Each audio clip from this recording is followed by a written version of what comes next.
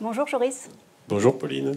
Alors, le cœur en braille évoque les sentiments, la région du cœur. Est-ce que tu peux nous raconter rapidement et brièvement cette histoire? Bien sûr, donc c'est l'histoire de Victor, un petit mec de 14 ans qui est un gentil cancre, qui a du brouillard dans le langage, comme il dit. Et voilà, il est un petit peu à côté de la plaque, c'est un hypersensible.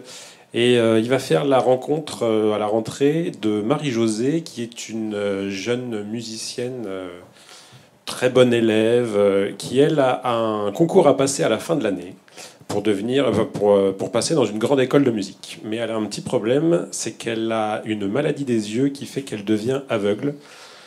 Ses parents sont au courant de la maladie, mais pas de son stade. Et en gros, il y a une menace. Si elle est aveugle trop tôt, ils ne l'enverront pas dans son école pour grands musiciens de génie. Et donc, elle va demander à Victor de faire, d'être un peu sa canne blanche, en fait, de faire en sorte que personne ne sache qu'elle est tombée, enfin qu'elle est devenue aveugle en milieu d'année. Et de leur relation va naître beaucoup d'amour, beaucoup de sentiments entre eux. Lui, il va devenir un peu plus sérieux parce qu'elle va l'aider à travailler. Elle va devenir un peu moins sérieuse, un peu plus rebelle. Donc il y a une espèce d'équilibre qui se fait entre les deux. Et alors, tu as parlé des trois romans. Donc, Le cœur en braille, c'est une histoire conclusive. C'est un one-shot. Le tome 2 se passe 3 ans avant. Et donc, on découvrira vraiment l'histoire de Victor quand il a 10 ans. Marie-Josée n'apparaîtra pas dans celui-là. Et ensuite, on retrouvera le couple de personnages, donc 4 ans après, quand ils ont 17-18 ans, dans une conclusion magnifique à toute cette histoire. On comprend mieux maintenant le en braille du cœur en braille. Voilà. Mon cher Joris, peux-tu nous raconter en quoi ce roman de Pascal Rutter a été si important pour toi?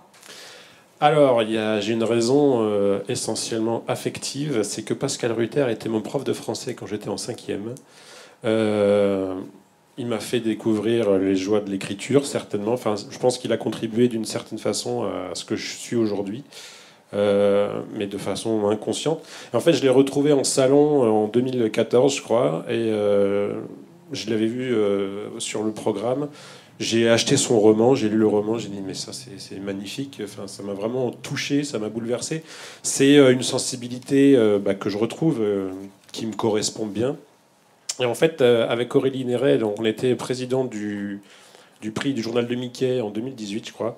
Et, et Pascal a gagné le prix pour un autre roman, c'est Dire au revoir à ton poisson rouge. Et donc j'ai attrapé l'attaché de presse et je lui ai dit si vous voulez le faire en BD, Le cœur en braille, pensez à moi, quoi. Et en fait, une semaine après, ils m'ont appelé en me disant mais oui, bien sûr, on le fait. Et voilà, on était tous ravis de le faire.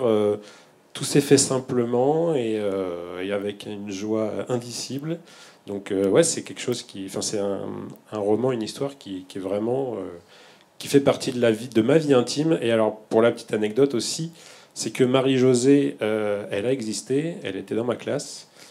C'était une jeune fille qui effectivement avait un problème aux yeux. J'en parle au passé, voilà, vous avez compris pourquoi. Et donc c'est voilà, il y a aussi il y a une espèce de voile de tristesse qui est un peu ancré entre nous tous, mais on va essayer de rendre un bel hommage et de faire quelque chose de vivant et de joyeux. Ça l'est, et puis le travail de Anne-Lise Nalin est absolument somptueux. Est-ce que tu peux nous raconter un petit peu comment ça s'est passé, le travail d'adaptation et le travail avec Anne-Lise? Le travail avec Anne-Lise, c'est toujours un bonheur. On a fait un premier album ensemble, on avait fait une histoire courte aussi dans le journal de Spirou, deux même. C'est un régal parce que Anne-Lise, elle a compris tout de suite la sensibilité des personnages et elle a une capacité à exprimer les émotions et à vraiment ancrer les personnages dans du réel. Dans ce qui m'épate le plus, outre ces couleurs qui sont belles, c'est ces postures en fait. Je trouve que la gestuelle des personnages est vraiment très travaillée, très sensible. Et elle m'envoie des planches, je dis bah oui c'est beau, j'ai rien à retoucher à chaque fois. Elle est toujours très juste en fait dans ce qu'elle fait. La pauvre, elle a dû subir un petit retard de ma part quand même parce que donc le cœur en braille se passe quand Victor a 14 ans, mais j'ai eu vachement de mal à l'écrire en fait tout de suite celui-là. Il a fallu d'abord que j'adapte celui 3 ans avant pour vraiment faire une continuité. parce que ça a beau être 3 histoires conclusives qu'on fera en BD dans l'ordre dans lequel ils sont parus en roman, j'avais quand même besoin de démarrer par le vrai début, en fait. Et donc elle a dû m'attendre, elle a attendu mon retard. Et puis une fois que j'ai écrit donc, du Bonheur à l'envers, le tome 1, le vrai tome 1 de la saga Le Cœur en Braille, après j'ai pu adapter Le Cœur en Braille, et là on s'y est mis et on était vraiment dedans tout de suite. Et on a en plus la chance que Pascal, il est vivant, il parle notre langue, et donc il a pu voir des pages aussi au passage, il a lu le scénario, il l'a validé, il l'a même adoubé. Donc voilà, c'était... Oui, tu as reçu un message très émouvant ce Ouais. week-end. Alors moi, je voulais dire aussi à quel point ce qui me plaît beaucoup dans cet album, où je reconnais un petit peu les émotions que j'avais eues en lisant, en découvrant le personnage de Holden Caulfield de l'attrape-cœur de Salinger, c'est que ce qui me plaît dans ce personnage, dans Victor, c'est aussi que ce soit un anti-héros garçon.